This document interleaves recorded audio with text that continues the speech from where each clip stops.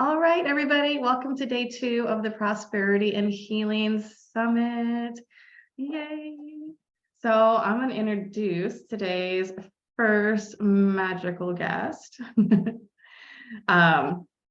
So Nicole Castro, also known as Nick, pronouns are they and she, of Rad Talk, is a genderqueer, bisexual, biracial, polyam, trans queerling who brings a lens of embodiment and mindfulness to study violence use as communication. So Nicole helps individuals and corporations align their intention and their impact in the world. They seek to create the revolution sustainable through co-created spaces that invite and teach people to practice new nonviolent forms of communication. For now, they enjoy podcasts, practice Tai Chi, and ride motorcycles. And you do have a pretty sweet motorcycle. I love seeing all the pictures of you on it. So welcome, Nicole. Thanks so much for having me, Marie. I'm so excited to be here with all of y'all. Yeah, and so your work is a little bit different from all the woo healers, the amazing healers we had yesterday. You're coming from a completely different perspective. So I guess what led you to do this kind of work, to focus on violence as communication? By growing up in it, if we're going to start with some real talk this morning, I love the path that has brought me to communication, and then from there to theta healing. I grew up thinking that my superpower was being able to read between the lines from what people said, from what I saw them doing, what they actually meant. And it when I got to college and realized that there were majors for this and you could study it, I dove into that path. But I've often seen, first in my family of origin, people meaning one thing and saying another, and then being very upset when it doesn't go the way they hoped it would. And this continues to plague a lot of people, and that is how I came to realize that a lot of people, through intergenerational layers of hurt, through doing their best but never having a good role model, don't have the tools to really align that intention that's coming from their heart and the impact as they're being in the world. And so for me, as this developed into also a spiritual practice, it was realizing that we are so disconnected from ourselves, and from everything that our ancestors have come up to with us in this moment, that we are way too hard on ourselves when it falls short in expression. Okay, amazing. And so how do you take this work out into the world? What does it look like to work with you? Working with me, I'll meet you where you are. That's part of this gift. I have realized that one thing that I do differently from other people is that I really work with scale. If we're going to start with intrapersonal communication, we can talk about how you talk to yourself. We can dive into the nitty gritty of this hard conversation you need to have later that day. If it's a friend, a coworker, if you want to learn how to support your queer nephew who just came out, the interpersonal is great. But I'm always going to be bringing in that systemic lens. I'm always going to be zooming out to validate and justify that, hey, this feels hard because it is hard. Let's look at what we have power over, and then what systems are we actively working in. So it's going to be a lot of hands-on. It's going to be a lot of getting into the dirt of what it means to express ourselves, and to do it in a way that it's going to land best we can ensure. All right. So I guess what's coming up for me is like, let's play.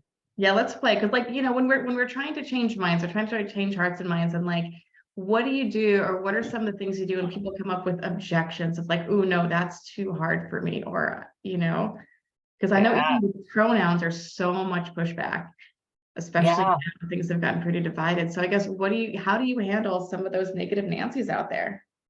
I think it's part of what makes me well positioned to do this work is that, man, if you're coming for one of my friends, I can talk to you all day long about why are pronouns difficult? Like it's curiosity is going to be my bread and butter. when it comes to these things. Like, hey, let's really dig into why are pronouns difficult? What does it? How do you feel in your heart when you're confronted with this new element of people? Are we working with discomfort? Does it make you question something about yourself? Like, we're gonna go inward, and that's also where that theta healing comes in really strong. Of like, hey, like, what is that piece of obstacle that disconnects you from other people, right? Because what we're really facing, we can call it pronouns, we can call it. It can be any layer of politics, and now that pronouns have been picked up as a political weapon, um, but it's going. I'm going to really meet you where you are, and it's that bridge work of, you know what, we live in a world where honoring people's pronouns is a way of loving and respecting them, and not but and I realize that I can see that's really difficult for you, and I want to focus on that. Yeah. Okay. Yeah. So that's for people who are open and willing to, I guess. How do you also, because there's a lot of healers in there, how do you also protect your energy with the people who are unwilling to listen and don't want to engage in conversation? So what do you do if they pop up in your Facebook, or if they're at a party? I so I used to work in hospitals, Okay. and I would. It comes to my method, but I used to sit with people who are having their forensic exam after an assault, and it's deep, very very difficult energy, very needed. But the skill I got at the time was just imagining that I have a raincoat on, Okay. and I kind of like pull it up to my face, and there's room for me to be underneath, and everything they say just slides off. But they get a little bit of me, right? Okay. I'm willing to. Sorry about the sirens. I live in a community. Uh, um, I don't. There are enough willing folk out there that I'm not going to spend a ton of time on the people that aren't willing. Um, it is part of accepting myself as a single human with capacities, and a certain number of spoons each day. And honestly, my heart is still pretty tender and vulnerable to those kind of direct attacks. Yeah.